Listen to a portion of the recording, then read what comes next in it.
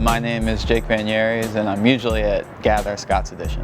My sister was an artist, and she was also an athlete, and so that's was my two biggest passions, was sports and art. And so I did it all the way up through high school.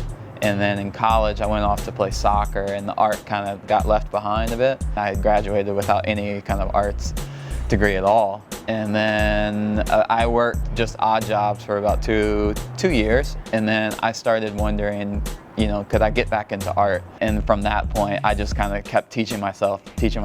And then I went to grad school for creative advertising in Atlanta. Then from there, I got a job out in San Francisco at a big ad agency.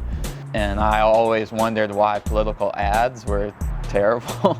And so I just honestly just started doing political art on the side, and it started getting noticed, and it got more and more traction, and eventually I just started getting clients because of that, and I was able to branch out of my advertising agency and start my own thing.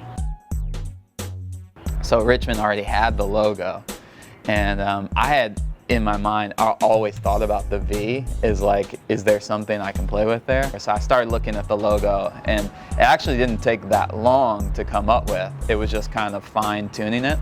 And so I sent it out to a couple friends, said, do you think this is is this cool or is it whack?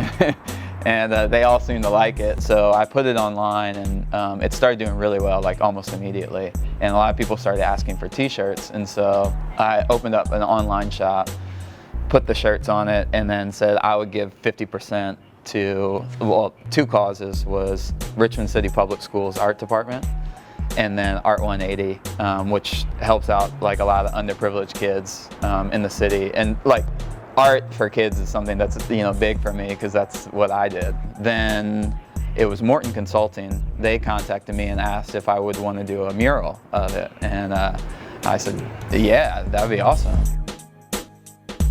What I'm brewing on now is the 2020 election.